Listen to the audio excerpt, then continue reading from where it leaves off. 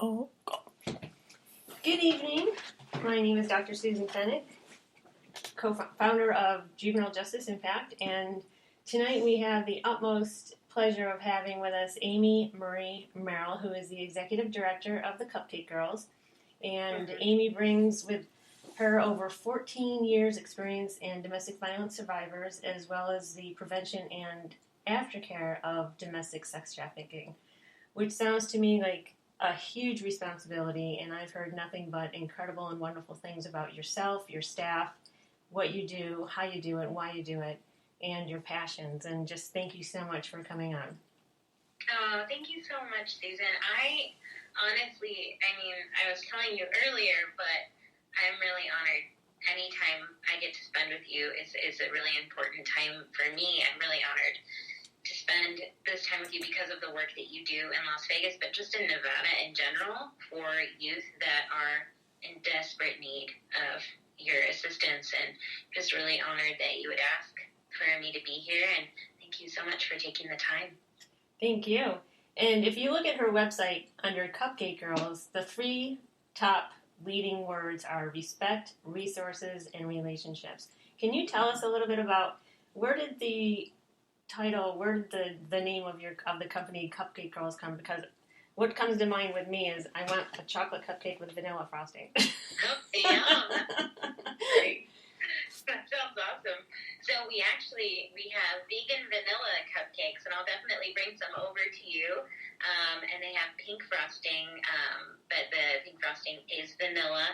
And I know I said vegan. Trust me, they're delicious. You would taste them and have no idea.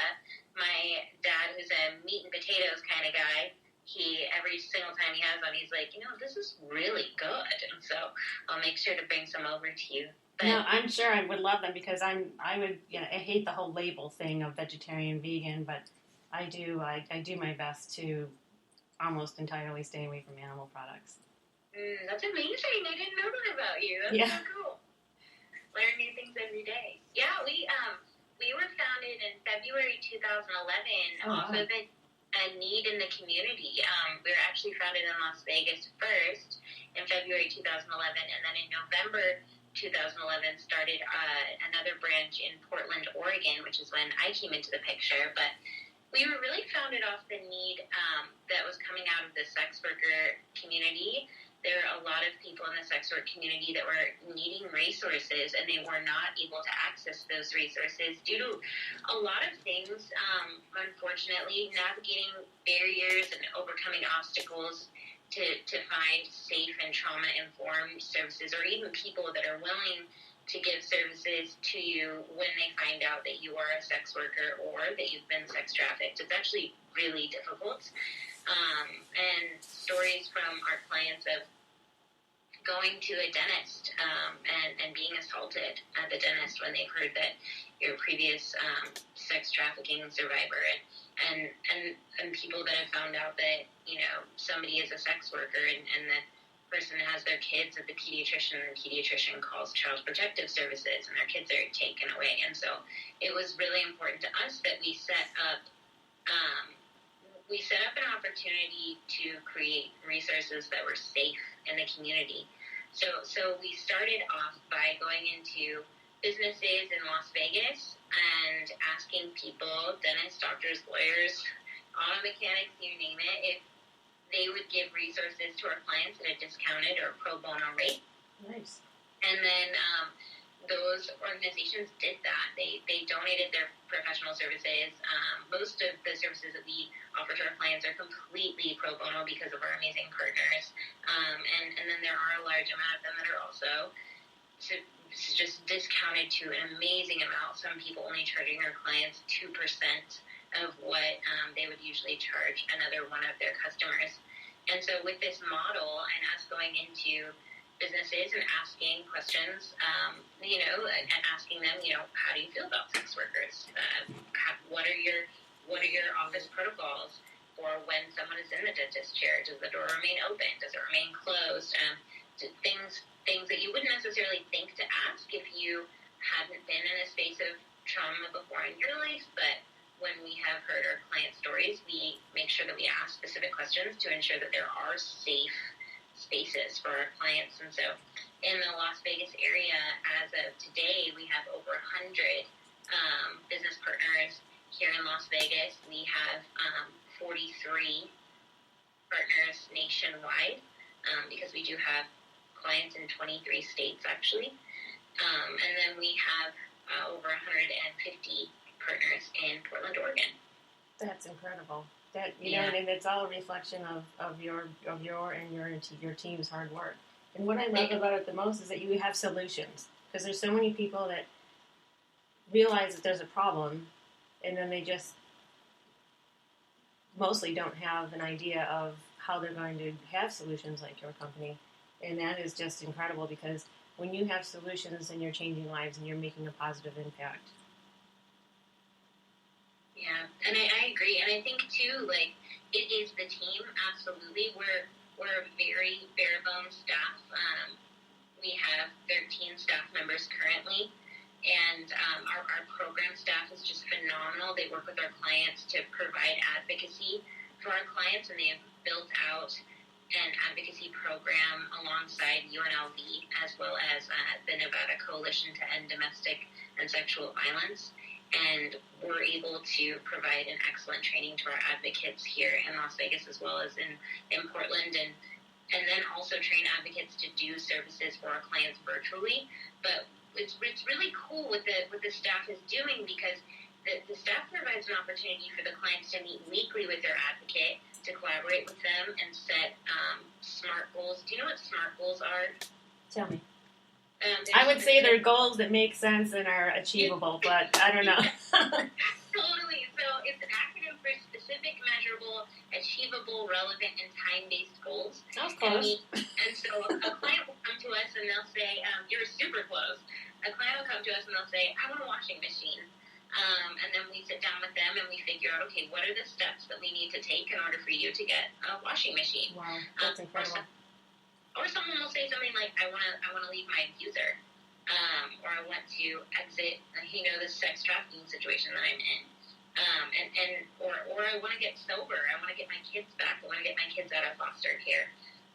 What are the things that I may need to do that? And so our team is phenomenal, and they are truly the reason that Cupcake Girls is what it is today. They all push so hard to ensure our clients have absolutely everything it is that they need, and that has built trust within the community. It's very cool to build trust in a community that has a hard time with trust because of the experiences that they've had. And so I'm really honored to have that trust and want to make sure that we do everything that we can to be deserving of it, Sure, and unfortunately, we have the topic of sex trafficking and youth being sex trafficked was such a big topic at the gala, and I know you were out of town and weren't able to make it, but we had Dr. Christina Vela, who's the CEO of St. Jude, that was there. We had even, our Nevada State Attorney General who was there, and just so many, Liz from Safe Nest, her as well, and just so many people that have so many incredible programs, and it's unfortunate that the common topic amongst so many programs is sex trafficked kids. And I remember doing a show with Susan Roski, former Chief Deputy, Clark County, and one of the things that she was discussing was how children who are sex trafficked wind up doing more time than youth with violent crimes. It's ridiculous, and honestly, the majority of the time that our advocates are spending is in record expungements, because what happens is a lot of the kids that are in prison for being sex trafficked, which still blows my mind that that's happening, they exit the system and they try to get jobs, and they can't because of their record, whether their record transferred or didn't into adulthood. They still have the trauma, and so they can't because of the trauma. And so Cupcake Girl spends time getting them into counseling, but that's why when I met you, I was so excited about the work that you're doing, because if we do not have people on the front lines advocating for these kids in the system, we are not doing what we should be doing as a community. And so it's really an honor to just watch you do what you do. Thank you. these people. It's important that they're seen and that you talk about them and you make sure that they're lifted up and you don't let people forget about them. And I think that's so important.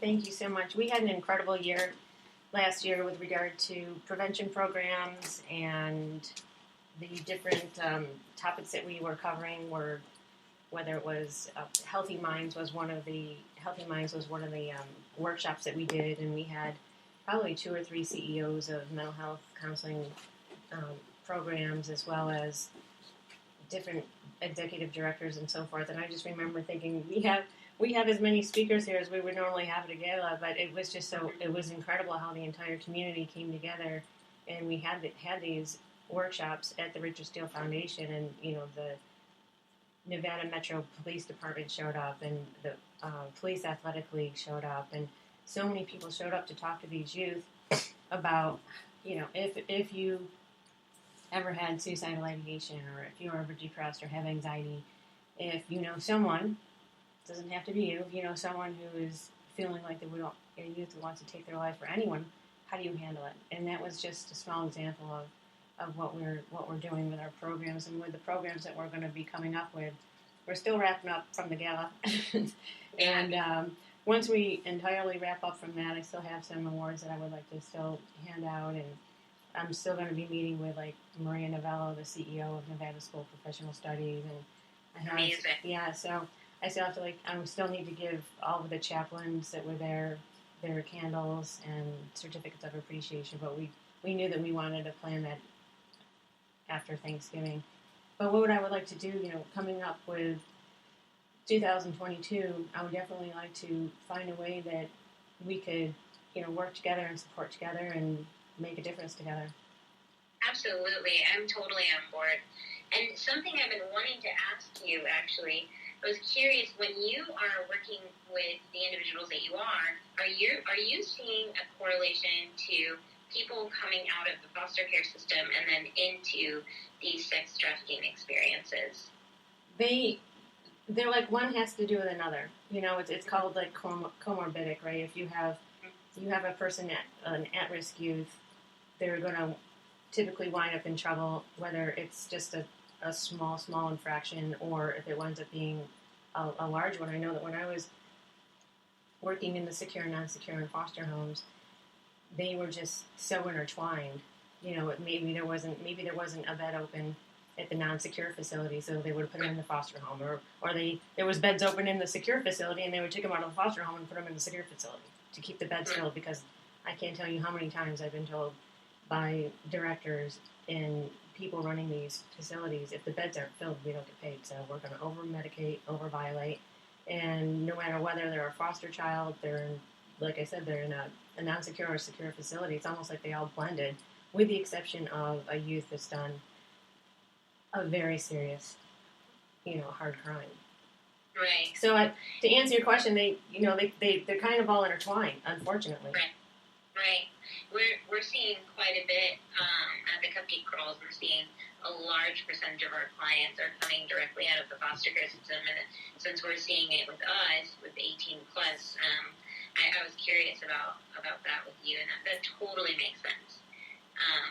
I'm interested because we're doing currently finishing up a study with University or UNLV, and then also with UNR. They're doing 2 different data studies on our client population and their histories, and just trying to get data from that, and I'm curious to see what it turns up. I'm definitely going to be sharing that with you, but so far it's the last review that I was doing with the UNLV study, it was 3 out of every 4 people that were trafficked that were in the study were coming out of the foster care system. Yeah, I mean, if you look at youth, 1 out of every 3 that is in the system drops out of school. I mean, that's astonishing.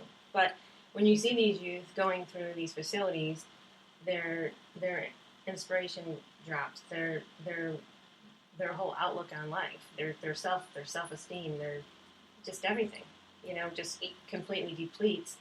And then you throw in the whole education component, and I can't tell you how many times I was speaking with a youth and they didn't know what grade they were And totally. I remember the first time a youth had told me that, I kept thinking to myself, oh, I don't know what grade you're in.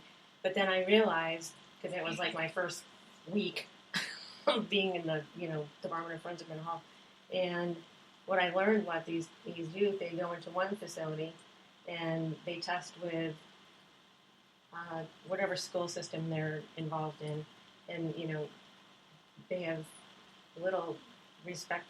Their self-esteem is so low. So when they're testing for these school psychologists or whoever it might be that's in charge of this type of exam, they're not putting in the same amount of effort and thought because they're locked up. And then, they'll get transferred to another facility and the same thing happens and they might test into a different grade. And then they go into another facility and they might test into another grade, regardless of even if the records transfer, they still have to get tested per their school district that's in the facility. And that's how they don't know what grade they're in. Or they just get so socially promoted that they're like, wow, I'm in like 7th grade now. It's wild. And that's a whole other topic. I don't want to take away from what your company is doing and the amazing work that you're doing in our community. How do you, I would like all the listeners to know that the Cupcake girls were very supportive in the Juvenile Justice Impact Gala that we just had a few weeks ago, November 6th, and you donated a Golden Knights hockey stick, which I forgot to even tell you that someone bid on. Oh, amazing! Yeah. I was like, God, how could I have forgotten to tell her about that? That's fantastic. Oh, I love that so much. And yeah, it was so fun to miss it. But I'm so glad. We want to make sure that we're supportive of all of our partners, and especially the work that you're doing is so important to our clients.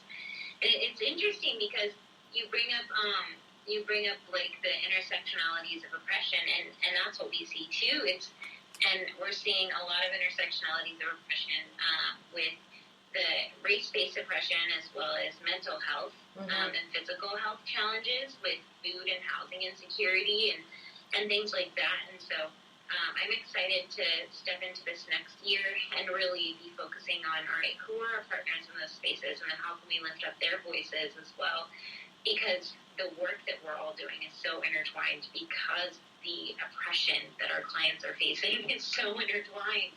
And so it's that saying, a rising tide lifts all ships, and we need to make sure that we're all working together to lift each other up in our communities as we're really working on, not only illuminating, but just eradicating these issues. We had Maria Novella, who's the CEO of Nevada School of Professional Studies. She, now it's like become an annual special event that she does for us. And so last year we had Judge Boy and Jack Martin, who picked out a youth to have that $10,000 scholarship, to have an educational component that they might not otherwise have. And this year she came up with the idea. She goes, I got an idea, since Dr. Christina Novella is going to be there, or Bella, and she goes, how about we write the $10,000 check in partnership with Juvenile Justice Impact to St. Jude for their healing center. Oh, that's amazing. Yeah, so we were at the gala, and I was like, Dr. Christina Novella, please come up on stage. We have a huge surprise for you. And she's like, oh my God, it's just so awesome. So what we're going to do is, she's taking the time right now to pick out which youth in her healing center is going to take this award, and then I cannot wait to go meet this youth. Oh, that's fantastic. I love that, Susan. And this is the kind of legacy, that you have, is really working to make an impact on the community, and the heart that you have for these individuals. It's important. It's really important. I want to encourage it in whatever way I can. I think you're doing a phenomenal job of not only working to uplift the work that you're doing individually, but also the work that everyone else is doing too. And I love that you see that you see the intersectionalities of oppression, and you're like, all right, so Cupcake Girls is doing this, St. Jude's for Children is doing this, Safe Nest is doing this. How can I make sure that I'm lifting up their voices so that we all have a seat at this table as we're working to eradicate this? And I honestly think that's the only way that we're going to be able to create any change is through togetherness and through community. And saying no to our egos and yes to leaning in and yes to victims and survivors first. And that's what you're modeling, and I'm honored to work with you, truly. Oh, thank you. The feeling is mutual, and if I didn't feel as though I was making a tangible difference, we wouldn't even be talking right now. I just feel that if people like to talk, but I like people who talk their walk. And did I say that right? And, we are all, like all those names that we just mentioned, you mentioned, we're all on the same page. I speak to Maria and Christina often, and we're going to be, together finding ways to collaborate, and definitely you're on the list of people who we should get together. I think what we need to do is pick a day, sometime within the next month or so where we can all just sit down and be like, okay, we all have these great things. We're all doing great things. What more can we do to even make a difference even more? Yeah. And I mean, looping in, I know Shade Tree is amazing. Linda Perez. Right. Yeah. Beth Flory over at Safe House. She's phenomenal. Danielle over at, they were called Rape Crisis. I'm trying to remember their new name. But sorry, Danielle, I forgot the name. but she's amazing. She's so amazing, and I'd love to just get all of us continue to just look at these issues and make sure that they're lifted up for sure. I love that. I mean, between all of us, we have a toolbox that is just so full of tools that we can use to, you do what you do, and I'm, we all have a separate interest in what we're doing. However, the common theme of everything of what we're doing, there's just such a big piece of the pie that is nearly identical for what we're all doing. Yeah, it's amazing. And then we just pick that piece of pie that we all have a 100% common interest in, and see what we can do since we're all on board. We're already on board. It's not like we have to sit back and be like, all right, who do we have here in the community? We know each other. We see each other. I met you at Catherine Trivoletti's fashion show. Was it last month? And that was incredible. I love her. She's like family, and that's how I met you. Yep. Danielle's at Signs of Hope. Okay. Signs of Hope is amazing. Oh my gosh. They do so much for survivors and victims of human trafficking, and I'd love to have Danielle at the table. She's fantastic. She's truly somebody I'm honored to be in connection with. So I remembered the names. I just wanted to make sure I said Signs of Hope. She's just fantastic. And what would be a good idea too is that we have the podcast going, so people out there in the country, the world, whoever's listening can be like, oh wow, this is how they're collaborating. This is, Cupcake Girls does this. St. Jude does this. Juvenile Justice Impact does this. We got Safe Tree, Shade Tree, Signs of Hope. And so other people listening can be like, oh, they could use it almost as a model. Yep. I love that so much. That's fantastic. So we can have people listen in, and I don't know if there's a way to have it like live to have other people dial in or not, but I don't know. We'll come up with that. That's a good problem. We can figure that out down the road. Tell us about some of your upcoming ideas for 2022. Yeah, so right now, really, we saw such a rise in need with 2020, and I think something that a lot of people in the helping professions are experiencing is staff burnout. Yeah. And so we're really looking at what types of trainings that we can provide our team to make sure that they are receiving secondary trauma training. They are receiving it often. And so we have this amazing resource that I can share with you. A woman named Emma, and she actually was doing secondary trauma training with advocates of people that were coming out of ISIS concentration camps. Oh, and she was working with those folks herself, and then also training the advocates. And she has this phenomenal program that really teaches people how to build rhythms of care for themselves and resiliency loops in themselves, because we're always going to be seeing trauma in our lives. Everyone has some sort of trauma, right? But what matters is how we're building up loops of resiliency in our lives and building up ways that we can really remember who we are, why we're here, and how to continue to be here well, so that when trauma does happen, we're able to handle it effectively, efficiently, and in a really healthy way. And so we're working on that. And then also we're building up our counseling program. Nice. We have a lot of clients that come to us and they are needing counseling and they don't have the funding in order to provide counseling for themselves. And so we're consistently taking on more and more counselors who are donating their time to our clients. And something that we've been seeing is the need only gets bigger the more counselors we have. Isn't that something? Yeah, so we're working on really spending time with that program and making sure that it is exactly what it needs to be for our clients. And I'm excited to be talking about that more in the year, because the stigma that's placed on the survivors and the victims that we work with, it creates considerable barriers for a lot of things, like accessing resources, but also for reporting victimization and gaining access to health and societal resources.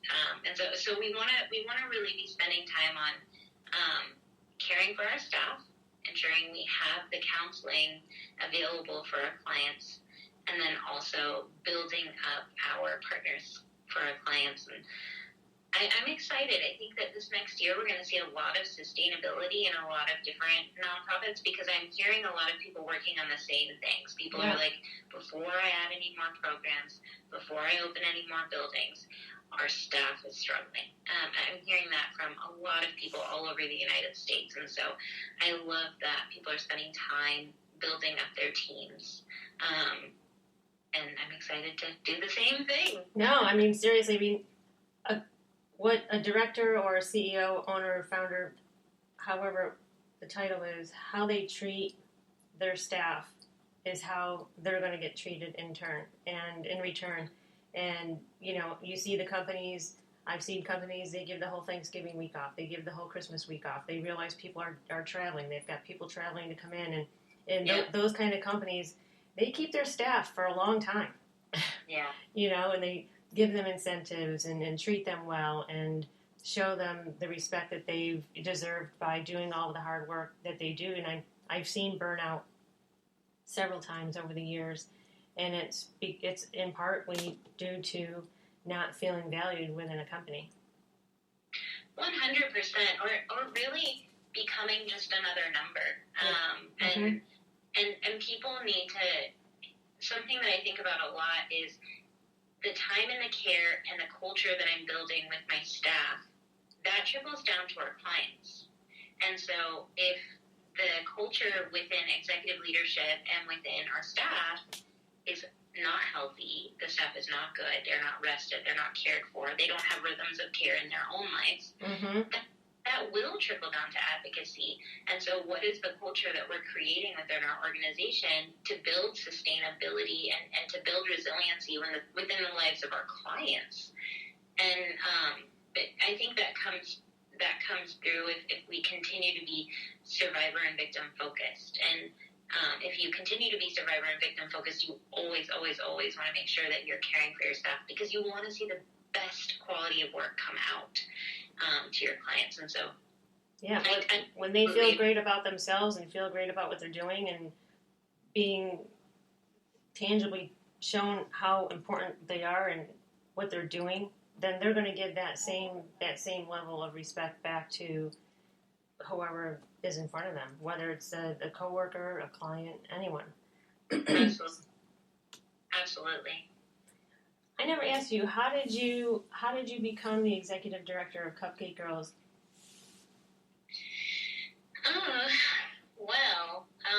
I've been here a really long time. I started with the Cupcake Girls in February 2012, and so and I started in our Portland branch, actually, and I ended up starting a few months after it started in Portland. So the branch started in November 2011. I start February 2012. And the Cupcake Girls as a whole had started just a year before I came on board. And so I started as a volunteer, actually working at an advertising agency called Wieden & Kennedy. Wieden & Kennedy, little fun fact, wrote Just Do It for Nike and created the swoosh for Nike. But they're a fantastic organization, and they were really encouraging people within their community, their organization, to volunteer their time. And I have had multiple experiences where I've experienced folks in the sex work industry as well as people in sex trafficking having horrific experiences. And so that quote of like, once you see something, you can't unsee it. You just can't. You know that it's happened, and you have to make sure that you change your life accordingly.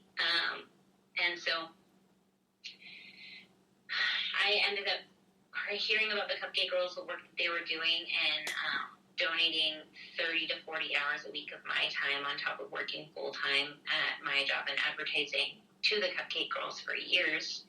And then about 4 years into donating my time, I was hired on a staff and then became the city director of the Portland branch, and then executive director of the Oregon Southwest Washington area. And then in March, I moved to Las Vegas to head up the Las Vegas and Oregon branches, and now I am over the organization, which includes Local for All, which is a project of the Cupcake Girls, which will be a holistic resource center on 110 East Charleston in the Arts District. Nice.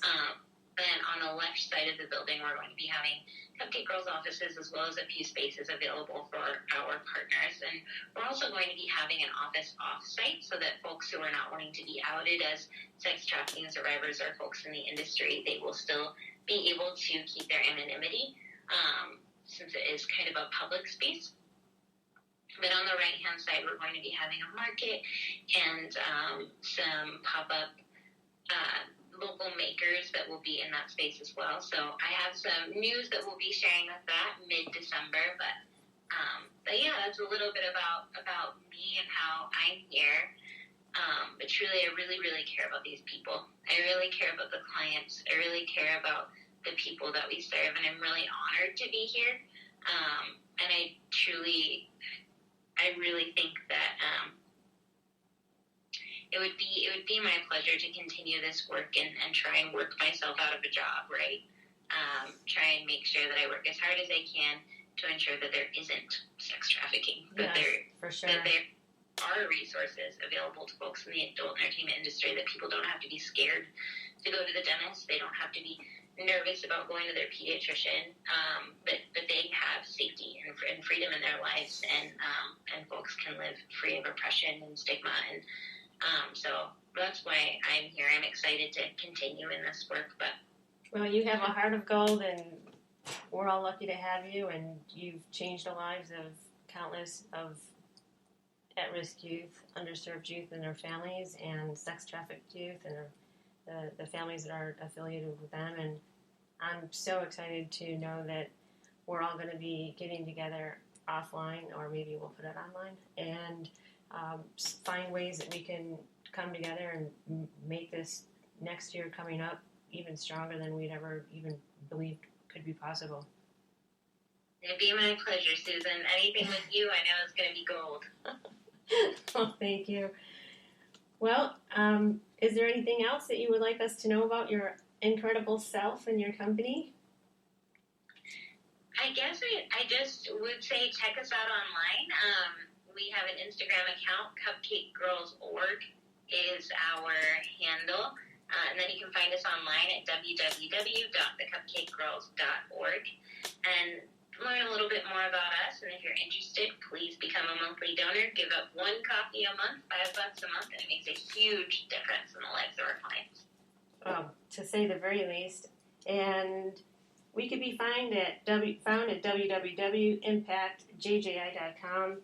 We have Dr. Susan Feneck Facebook and Dr. Susan Feneck official Instagram, which also we have JJI as well. And we're all going to be coming together. We're all going to be making a difference. And I'm so proud of you. Not only to know you as a friend, as an advocate in the community, someone who's a change agent, a beautiful mom. You're just the all-around person, and I appreciate so much having you in my life on so many different levels. I just have so much respect for you and admiration for you and who you are as a person and everything that you're doing in our community. Oh, thanks, Susan. I feel the same. Thank you. It was a pleasure to be here. I appreciate you. Thank you. You too. And I'm sure we'll circle around and we'll talk again online and have everyone know some of the up and coming events that we're going to be having. And I'm so excited. I'm so excited for all of us, really. Me too. It's going to be a good year. Come on, 2022. Right? We're going to beat it. We're going to make it all happen. So, thank you so much, and we will be in touch. I'm sure we communicate frequently, and we'll talk soon. And again, thank you so much for your time. Thank you for everything that you do. We love and appreciate you, and look forward to the next steps forward. Sounds great. Thanks, Susan. Thank you. Bye-bye.